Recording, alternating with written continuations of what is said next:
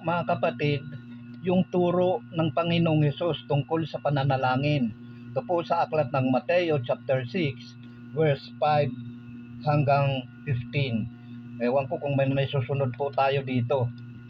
Pero ngayon, kapag ito po ay napakinggan po ninyo at napanood po ninyong video ito, mag-isip-isip na po tayo. Kung tayo po ay nagnanais na makasunod sa kalooban ng Panginoon, sundin po natin kung ano yung itinagubilin niya sa atin, sapagkat ito po ang nag-guide sa atin. Hindi po tayo maliligaw kung ito isa sa buhay natin. Yan po yung dapat nating gawin, hindi yung minawalang bahala natin. Hindi pa rin tayo makalaya tungkol sa pananalangin. Kung ano-ano pang mga pinagsasabi natin, itinuro na po sa atin ng Panginoon. Kaya napunta dito, kaya sinugo ng Ama ang Panginoong Hesus ang kanyang bugtong na anak upang ituro sa atin kung ano ang kaharian ng langit, kung ano ang kalooban ng Diyos, upang tayo'y katulad doon sa binasa po natin kanina sa doon sa pahayag, upang tayo'y makarating doon sa bagong langit, bagong Jerusalem, at doon po tayo maninirahan. Yan po yung larawan nung panahon nila Moises, panahon ng mga Israelita.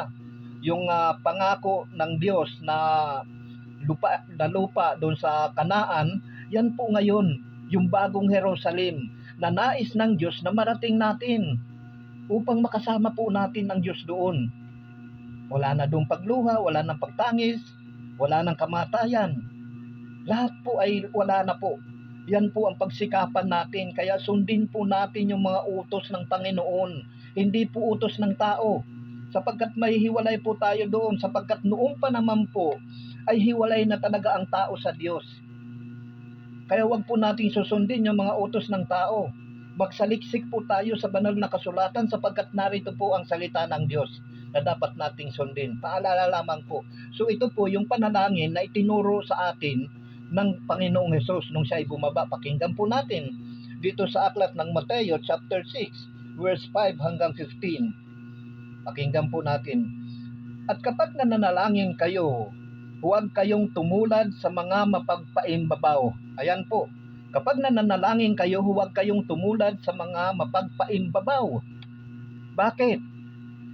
Mahilig silang manalangin ng patayo sa mga sinagoga at sa mga panulukang daan upang makita ng mga tao. Sinasabi ko sa inyo, tinanggap na nila ang kanilang gantimpala. Ngunit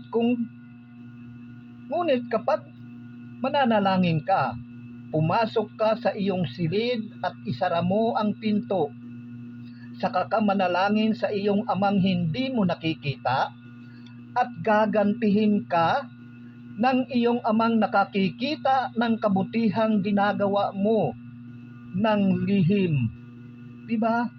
Gagantihan tayo ng Diyos sa pamamagitan ng ginagawa natin ng lihim na ang Diyos lamang ang tanging nakakaalam. Manalangin tayo, pumasok tayo sa kwarto. Hindi, panalangin ngayon eh. Diba? Tuloy. Sa pananalangin ninyo, huwag kayong gagamit ng napakaraming salita, gaya ng ginagawa ng mga hintel. Tingnan nyo, yung mga gumagawa niyan, yung mahabang panalangin na yan, yung mga hintel, lalo na yung rosaryo. Minsan sumakay ako sa bus mula sa Baclaran hanggang sa nakarating kami sa monumento. Ganon pa rin yung sinasabi ay yung babae, may hawak-hawak na yung rosaryo. Paulit-ulit, baba, taas, ganun yung ginagawa doon sa rosaryo. Akala natin may kabuluhan para sa Diyos. Wala po, kasi mga hintil yan ang gumagawa niya noon Ngayon, kung nakalaya ka na doon sa pagiging hintil mo, ikaw isa ng Kristiyano, alisin na po sa buhay natin yan, yung mga ganyan. Kung hindi ka na hintil, alisin na natin yung mga balakid na yun sa buhay natin. Mamuhay tayo sa itinuturo ni Kristo, sapagkat doon tayo magkakaroon ng pangalan na Kristiyano.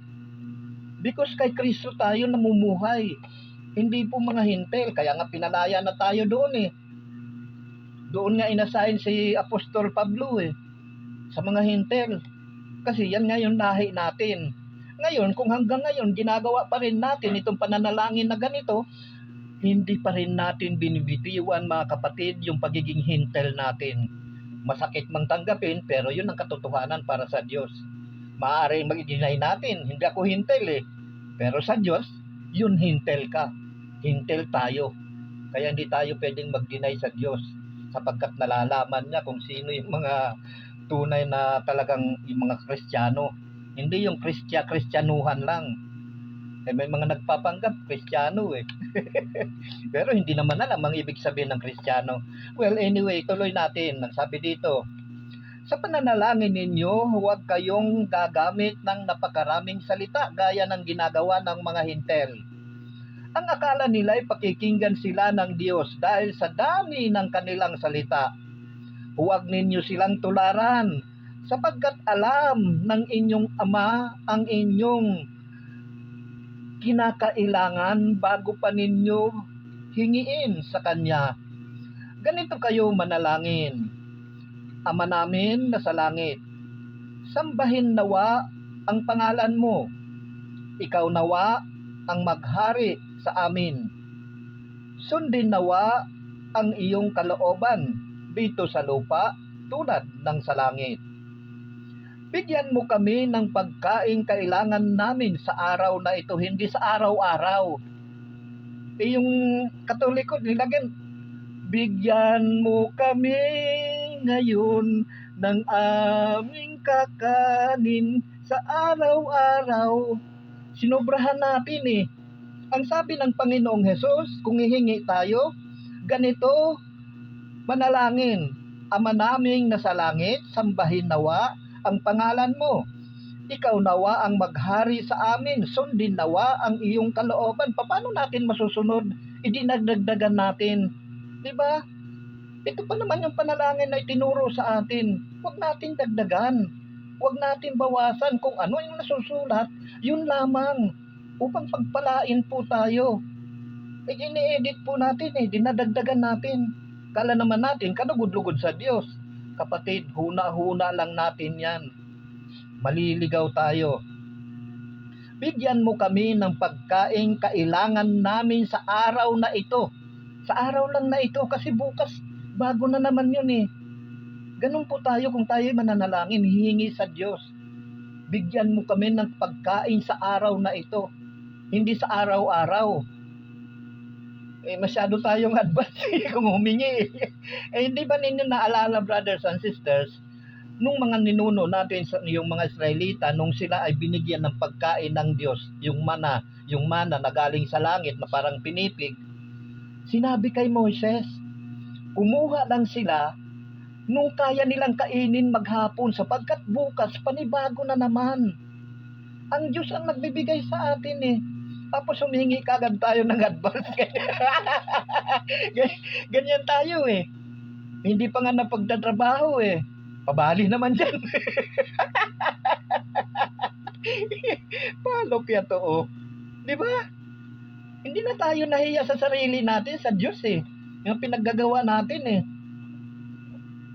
Nitong araw lang ito, humingi tayo. And then kinabukasan, hingi na naman tayo. Pagkagising natin ng umaga, hihingi tayo. Pagkain natin sa araw na iyon. Sapagkat bibigyan tayo ng Diyos eh. Huwag tayong mag-advance. Tingnan mo nung nangyari doon sa mga ninuno natin. Inamag yung mga pagkain na galing sa langit. Pagdating ng kinabukasan, inamag. Hindi umabot ng umaga, hindi na nila nakain. Kasi sinaway na sila eh. Binigyan na ng babala na kumuha lamang kayo nung kaya ninyong kainin sa araw na ito. Hindi yung kumuha kayo. Mabuti sana kung sinabi, kumuha kayo ng pagkain para sa kaaraw-araw ninyo. Hindi, para sa araw lang ito. Ibig sabihin, doon pa lang yung mga ninuno natin, which is na-adapt po natin yan. Matigas ang ulo. Ayaw sumunod sa utos. Ang Diyos mismo ang nagsabi. Diba? Yan yung na-adapt natin ngayon. Mananalangin na nga lang tayo, araw-araw. Sa araw lang ito ang tinuro dito eh. Si Maria Josep, pinag-iinit niyo yung buhok ko eh. Titigas kasi ng ulo natin. Wala tayong naunawaan sa salita ng Diyos. Kaya ganyan ang nangyayari sa atin. Napakalinaw oh.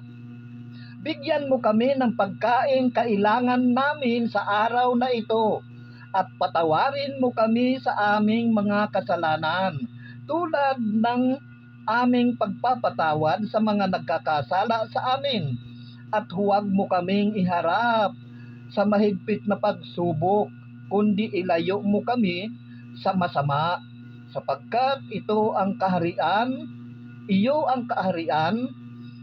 at ang kapangyarihan at ang kapurihan magpakailanman. Amen. Sapagkat kung pinapatawad ninyo ang mga nagkakasala sa inyo, patatawarin din kayo ng inyong amang nasa langit.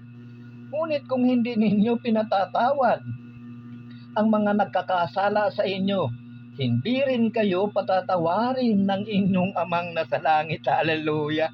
Ayan, yung may mga galit hanggang ngayon. Dika-dikada na yung lumipas eh. Andyan pa rin. Ngayon lang, hingin natin pagkain, wag bukas, wag makalawa. Ngayon lang, yan ang turo ni Kristo. Ngayon, pag linabag natin yan, wala na. Hindi na tayo nakasunod doon sa utos ni Kristo. Ibig sabihin, hindi tayo talaga sumusunod o hindi natin kayang sumunod. Kaya ngayon, nag-advise ko po sa inyo, brothers and sisters, sundin po natin kung ano po ang kautusan na narito po sa Biblia. Kung ano po yung itinuro sa atin ni Kristo, yun po ang sundin natin at isabuhay natin upang magkamit po tayo ng buhay na walang hanggan, sapagkat yan po ang kalooban ng Diyos, yan po ang paghahari ng Diyos, na pagkalooban niya tayo ng Espiritu niya at ng buhay na walang hanggan. Hindi po yung mag-a-advance tayo. Kaugalian na natin ngayon yan eh. Hindi ka pa nga nagtatrabaho eh. Bumabalik ka na eh. Hanggang sa pagsahod, wala na. Wala nang masahod. Bakit wala kang masahod eh? May bali ako eh. Paano? Hindi pa ka nagtatrabaho eh. Kinukuha mo na Huwag gayon. Pagka sinabing humingi ka ng pagkain ngayong araw na ito, ngayong araw lang. Hindi bukas, ngayong araw. Today. Iba na naman yung yesterday. Iba naman yung tomorrow. Di ba? Lagi tayong hihingi sa Diyos sapagkat laging ipagkakaloob sa atin yan. Huwag tayong mag-a-advance. Bumabali agad tayo eh. Hindi pa nga nakapag-umpisa ng trabaho. Pabali naman dyan. Baka pwede makuha yung kalahati. So yan lamang, brothers and sisters, paalala po sa atin upang matuto po tayo kung anong kalooban ng Diyos. Yan po yung sundin natin. Hindi po kalooban, lagi ko pong inuulit-ulit sa inyo, hindi po kalooban ng tao ang dapat nating sundin, bagkus ang kalooban ng Diyos ang dapat nating sundin, sapagkat wala pong mangyayari, wala pong mabibigay sa ating kabutihan kung ang utos ng tao ang susundin natin. Hindi ko po sinasabi na huwag ninyong susundin yung utos ng mga magulang. But ang point ko dito is, sundin natin yung pamumuhay tungo sa buhay na walang hanggan. Yan po yung hanapin natin. Paano ba ako magkakaroon ng buhay na walang hanggan? Paano ba ako pagkakalooban ng Diyos, ng Espiritu niya upang manahan sa akin? Ganyan po ang hanapin natin. Ganyan po ang paghahanap sa Diyos. Hindi po gahanap tayo doon kung saan-saan pa tayo napupunta eh. Umaakyat pa tayo kung saan-saan eh. Di ba? So, iwasan na po natin yan. Katulad nga yan, itinuturo kung paano tayo manalangin. Gawin po natin yan. Hindi yung pakalat-kalat tayo. Pumasok po tayo sa kwarto. Di ba? Actually, yan nga yung nung bago lang ako, brothers and sisters. Nung bago-bago pa lang akong gumagawa ng ganito, yun nga, may nagtanong sa akin, paano ka ika sasamba? Wala kang church, wala kang simbahan, at ikaw lang ika mag-isa. Binasa ko sa kanya yung aklat ng Juan chapter 4, 23 hanggang 25. Binasa ko sa kanila yan. Tama, puntahan nyo kako yung aklat na ito. Oh. Di ba? Kasi ang Diyos Espiritu, hindi naman kahoy ang Diyos eh. Nga kailangan mo pang hanapin. Nasa puso natin ang Diyos kung tatanggapin natin siya. Napakasimple lamang po, tatanggapin natin siya. Pero napakarami po, hindi lang po simple. Napakaraming hadlang. Kaya yan ang pag-ingatan natin. na andyan si Satanas, talagang babarasuhin ka niyan. Kung hindi mo alam yan, aalisin sa atin yan. Halimbawa, nakapakinig tayo. Kasi yan, yung talinghaga nga doon sa mga hasik, yan po yan. Ganyan po si Satanas sa atin. Kung hindi natin alam yan, akala natin, sinisisi natin ang Diyos. Si Satanas ang gumagawa niyan, inaagaw niya yung mga binhing na hasik sa atin o yung salita ng Diyos na napakinggan natin upang hindi tayo manalig sa Diyos, sa Panginoon. Ganyan po katindi si Satanas. Gagawa ng mga kung ano-ano yan. Tayo naman, syempre, kung hindi natin alam yan, wala tayong magagawa Kaya pagka dumating sa buhay natin ang mga pagsubok na yan, mga suliranin na yan, kapatid, lumapit lamang tayo sa Diyos. Manalig tayo sa Panginoon na siya mag-aalis sa atin ng lahat ng yan. Lilinisin po tayo. Lahat ng karumihan na yan, lahat ng mga gawa ng masasamang espiritu, lilinisin niya po yan. Katulad sa akin. Nung ako'y nag-uumpisa or bago ako nag-uumpisa, nung ako'y tinawag ng Diyos, napakarumi ko po. May halos mabaon na abulos, lumubog na ako sa kumunoy, sa putik. Kaya nagpasalamat ako sa Diyos sapagkat binigyan niya ako ng pagkakataon para magbagong buhay, sumunod sa kalooban niya. Ganyan po ang naisin natin, na maunawaan natin ang salita ng Diyos at may sa buhay po natin. Hindi po makikinig lamang po tayo. Wala po tayong makapala doon. Pagkapakinig natin, mamaya-maya, balik na naman tayo doon sa lumang gawa natin. Wala pong kabuluhan yan. Useless po yung mga ginagawa natin.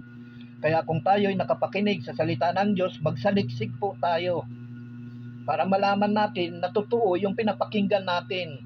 Kapag nakita natin dito sa Biblia, ay totoo nga yung sinasabi ng taong yun.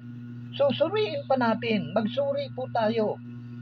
Huwag tayong parang tuta na maamo na siksik na lang ng siksik kapag nakakita ng inahin na aso. Dapat magkaroon po tayo ng sariling paninindigan. Buhay po natin yan nakasalalay dyan. Kung ipagkakatiwala natin yan sa mga nagsasalita ng salita ng Diyos ko, pero wala naman sa Biblia, sayang po, hindi po tayo makakapasok sa kaharian ng langit. Kaya paalala ko po sa inyo, magsuri po kayo.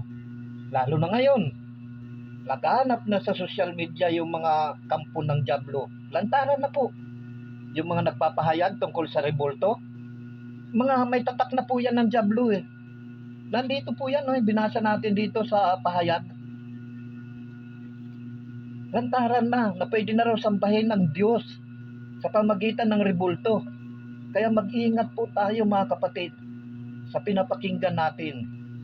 Buhay po natin ang nakataya dyan. Hindi lamang po dito sa daigdig na ito, kung hindi doon sa kabilang buhay, sa kabilang daigdig. Ayan po ang talagang paghandaan natin. Kaya kailangan natin doon, pamumuhay doon, kailangan spiritual.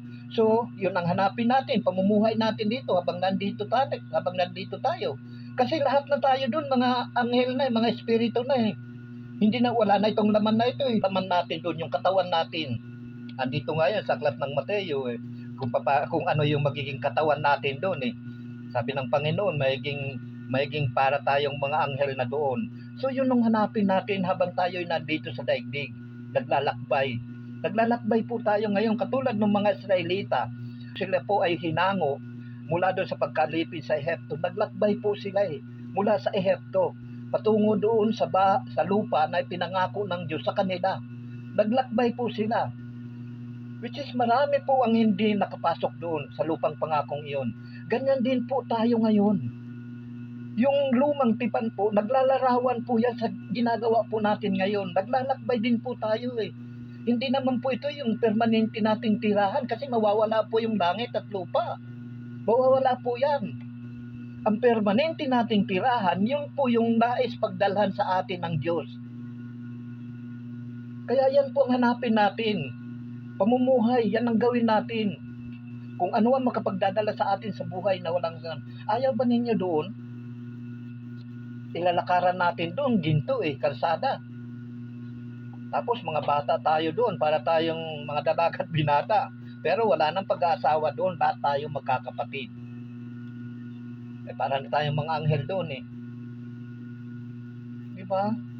Hindi ba kayo na-excite na para, paano kaya ito? Ayan ang suriin natin. Huwag yung mga bagay sa daigdig na ito. Walang kabuluhan sa Diyos yan. Ang suriin natin, paano ba ang kaharian ng Diyos? Paano ba ako makapapasok sa kaharian ng Diyos? Paano ba ako tatanggapin ng Diyos? Ano ba ang dapat kong gawin? Ganyan po dapat yung mindset natin.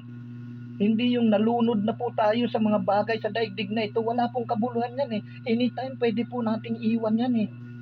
Kapag kinuha na tayo ng Diyos, wala na yung kabuluhan. Pero kung pagsisikapan po natin yung pamumuhay espiritual, hanapin natin yung mga bagay, kaya nga sabi ng Panginoong Hesus, huwag kayong mag-ipon ng kayamanan dito sa lupa. Sapagkat dito may tanga na nakasisira at magnanakaw. Hanapin natin yung mga bagay na espiritual. Wala pong magnanakaw noon. Sapagkat maraming ayaw ng mga bagay na espiritual. Tinatanggihan ng marami. Sapagkat nagumon na po yung isip natin sa mga bagay sa daigdig na ito. Yung mga nakikita po natin. Ayan ang nangyari sa atin. Kasi yan po yung tinuro sa atin ng mga ninuno natin eh. Kaya ang laki kong pasalamat mga kapatid sapagkat hinango ako ng Diyos doon. Itinuro niya sa akin yung daan kung paano makapupasok doon sa kanyang kaharian, doon sa langit. At paano tayo makakasama doon sa bagong langit at bagong Jerusalem. Ayan pong hanapin natin. Hindi yung mga bagay na, kasi yung mga bagay na ito, wala namang kabuluhan yan eh.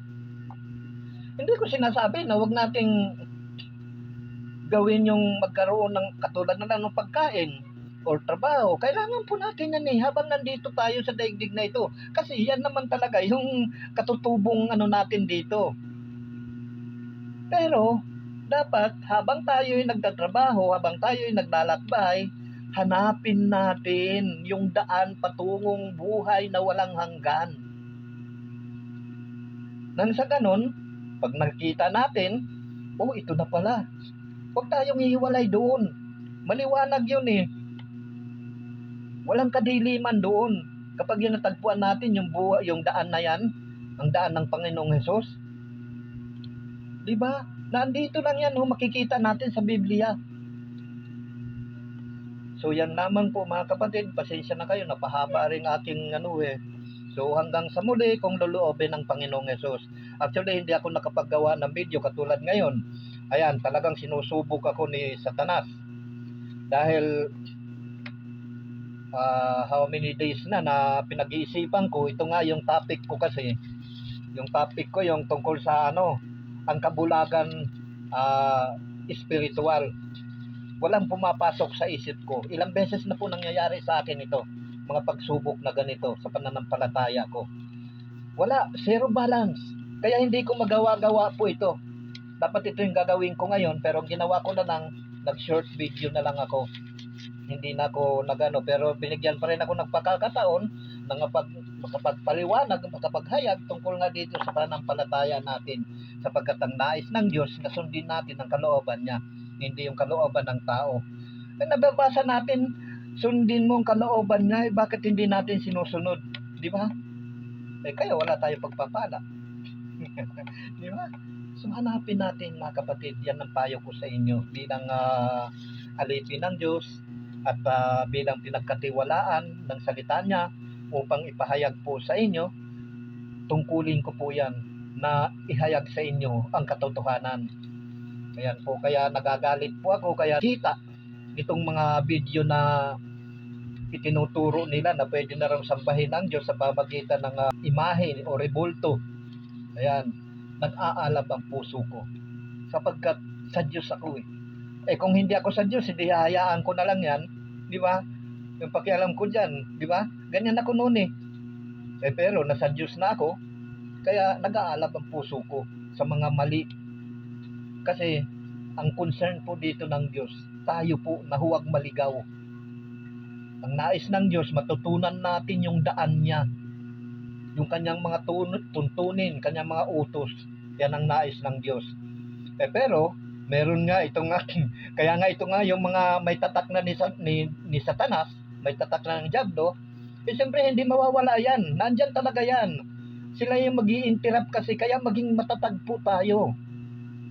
Lagi yan. Pagpangakuan pa tayo niyan. Pero mga mali, katulad nga yan, mga mali naman yung mga talata na binabanggit ng taong iyon. Kung susundan mo po yung mga talata, binabanggit na wala po. Puro ano lang, kumbaga sa pag-iisip lang ng hindi nga siguro bata kasi pagkabatang matalino maintindihan pang salita ng Diyos Di ba? Parang lang, talagang pang siya, pang lang niya, yung siguro gusto lang kumita kasi nga, ganito po kasi strategy niyan, yung mga nag-aano niyan ng mga content. Siyempre, pagkakaiba nga naman, ikiklik ng tao yan, panunuurin yan. Ganyan po ang niyan, yung strategy nila, yung mindset nila.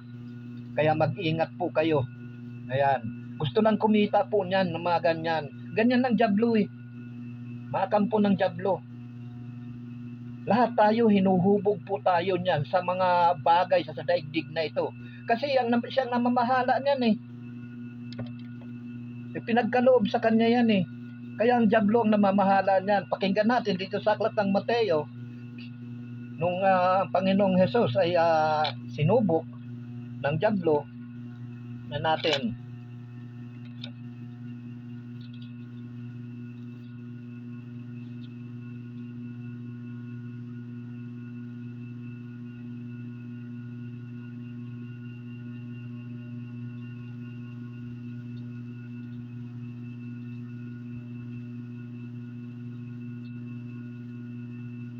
Ayan, pakinggan natin dito sa aklat ng Mateo chapter 4, verse 1 to the following. Ito po, para malaman po ninyo kung sino po yung namamahala. 40 araw at 40 gabi nag-ayuno si Jesus. Nagutom nga naman.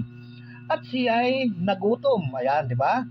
Dumating ang manunukso at sinabi sa kanya, "Kung ikaw ang anak ng Diyos, gawin mong tinapay ang mga batong ito." Ngunit sumagot si Jesus, nasusulat, "Hindi lamang sa tinapay nabubuhay ang tao, kundi sa bawat salitang namumutawi sa bibig ng Diyos." Pagkatapos nito'y dinala siya ng diablo sa taluktok ng templo, sa banal na lungsod. "Kung ikaw ang anak ng Diyos," sabi sa kanya, "magpatihulog ka sapagkat nasusulat, ipagbibilin niya sa kanyang mga anghel na ingatan ka. Aalalayan ka nila upang hindi ka mapisod sa bato." Sumagot si Jesus, "Nasusulat din naman, huwag mong subukin ang Panginoon mong Diyos." Pagkatapos dinala siya ng diablo sa isang napakataas na bundok. Mula rooy, ipinatanaw sa kanya ang lahat ng kaharian ng sanlibutan, makasanlibutan. Ayan po. Kaya kung tayo ay minamahal natin yung mga bagay sa libutan nito, sanlibutan na rin tawag sa iyo. Mga sanlibutan. Ayan. Pagkatapos dinala siya ng diablo sa isang napakataas na bundok. Mula rooy, ipinatanaw sa kanya ang lahat ng kaharian ng sanlibutan at ang kayamanan ng mga ito. At sinabi ng diablo, "Ibibigay ko sa iyo ang lahat ng ito kung magpapatira pa ka at sasamba sa akin." Sumagot si Jesus, "Lumayas ka, Satanas, sapagkat nasusulat, ang Diyos at Panginoon ang sasambahin mo. Siya lamang ang iyong paglilingkuran." At iniwan siya ng diablo. Dumating ang mga anghel at naglingkod sa kanya. Aklat ng Lucas chapter 4 sa 5. Dinala siya ng diablo sa isang napakataas na lugar at sa isang saglit ay ipinakita sa kanya ang lahat ng kaharian ng sanlibutan. "Ibibigay ko sa iyo ang lahat ng kapangyarihan at kadakilaan ng mga kahariang ito. wika ng dyablo. Ipinagkaloob ito sa akin at maibibigay ko sa kaninong ibig ko. Kaya't kung ako'y sasambahin mo, magiging iyong lahat ito. Sumagot si Jesus, nasusulat, ang iyong Diyos at Panginoon ang sasambahin mo at siya lamang ang paglilingkuran mo. So yan po, brothers and sisters, alam nyo na po ngayon kung sino ang namamahala ng mga bagay na yan. Panling lang po yan ni Satanas eh. Ganyan po manling lang si Satanas. Uoperan niya tayo ng kung ano-ano, mga bagay. Eh di ba ganyan tayo eh. Kapag inupiran tayo ng kotse, sige, bibigyan kita ng kotse. Minsan yung mga babae pa eh, magpakasal ka lang sa akin, bibigyan kita ng kotse, ibibigay ko sa iyo yung company ito na pinamamahalaan ko. Ganyan tayo eh. Ganyan ang dyablo. Di ba? Sabi nga kay Jesus eh, ibibigay ko ito sa sino mang nais kong bigyan kung sasambahin mo ako. Di ba? Yan yung namana natin. Ganyan si Satanas. Eh di ba pagka merong mga babaeng pagka mayaman ka eh, bibigyan kita ng kotse, pakasalan mo lang ako. Titira ka sa mansion ko. Ikaw ang mamamahala sa company ko. Ganyan eh. Kapatid, kapag inibig po natin yan, ibig sabihin si Satanas ang iniibig natin. So yun lamang po, brothers and sisters. God bless you all. Thank you, Lord. Thank you, Jesus.